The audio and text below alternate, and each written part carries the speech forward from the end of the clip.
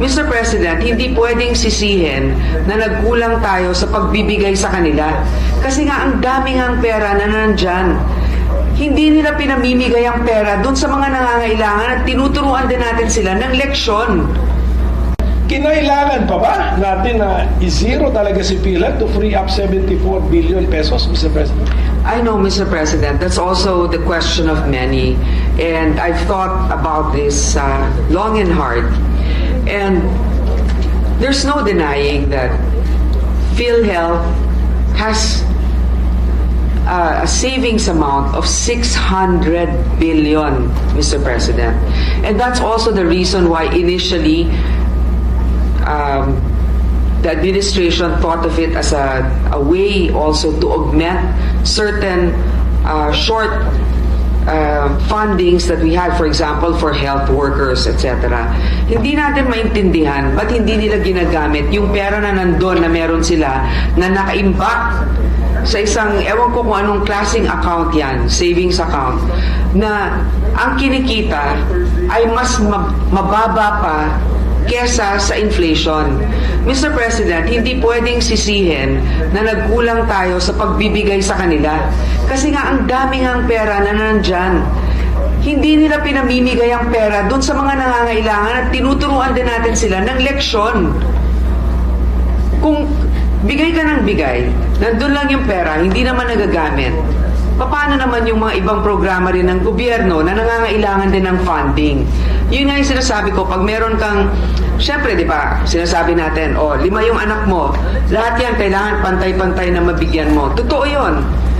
Pero sa lahat sa kanila, tinitignan mo rin kung sino may pangangailangan at sino naman ang may kakayanan na itayo rin ang kanyang sarili. Yun din ang sinasabi natin, it's a leadership problem also in PhilHealth and it's a disbursement problem. Gaya nga ng sinabi ni Senator Cynthia, ang problema din sa PhilHealth, hindi na natin alam kung ano ba talaga yung mga benepisyo natin. Wala tayong card na nagsasabi hanggang dito o ganyan ang may bibigay sa'yo, ang tagal-tagal ng approval minsan, hindi alam ng ating mga kababayan kung paano sila comply dun sa mga requirements. So ito yung mga nagiging issue. Hindi sila kulang sa pera. At alam ko yung iba talagang pinagdidiinan ito. Pero 600 billion ang meron sila. Samantalang ang dami natin din pangangailangan pagdating sa edukasyon, pagdating sa infrastruktura. Alam mo, maganda talagang magbigay ng social protection, wealth transfer. Importante yan.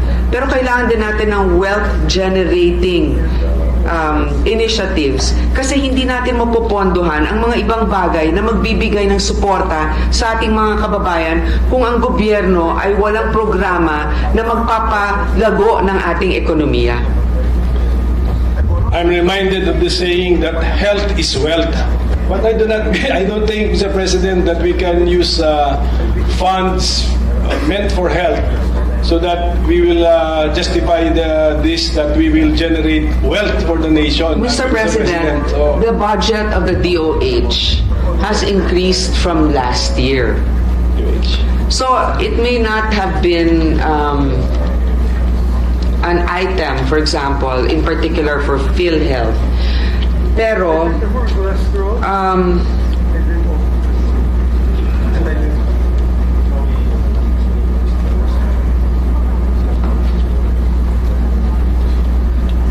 meron naman pong increase na nangyari dito sa DOH from 241 billion 602 in 2024. Yung BICAM natin nasa 247,923. So we are, of course, health is wealth. That's very important. But also, health, the financial situation of our country, the economy, and wealth-generating initiatives are important so that we can support social protection initiatives such as the health sector. Niratipikahan na kagabi ng Senado at Kamara ang panukalang 6.352 trillion pesos 2025 national budget ang napagkasunduan nilang bersyon ng Kamara. Pero may mga senador na tutol sa desisyong gawing zero ang subsidy ng PhilHealth sa susunod na taon. Dapat po ang pondo ng PhilHealth ay para sa health. Kaya nga po, PhilHealth.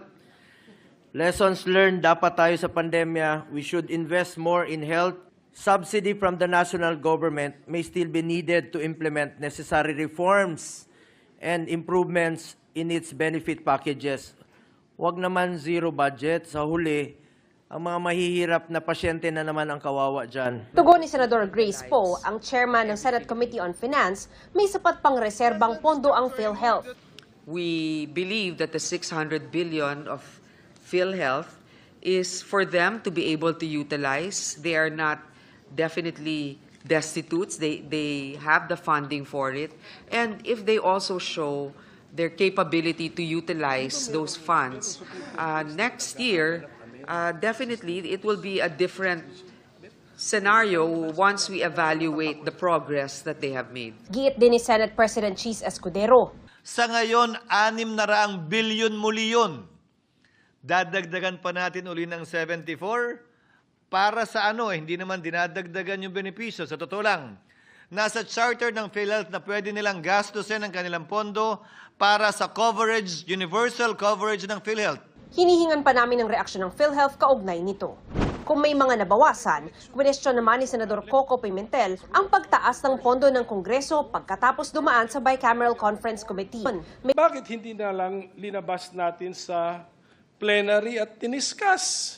Bakit kailangan sa BICAM pa mangyayari ito, Mr. President, na halos lumampas pa sa doble ang budget ng isang chamber? But we have to be transparent. Sabi ng Senate President, hindi perpekto ang budget pero napakarami kasing dapat pondohan sa napakaliit na espasyo.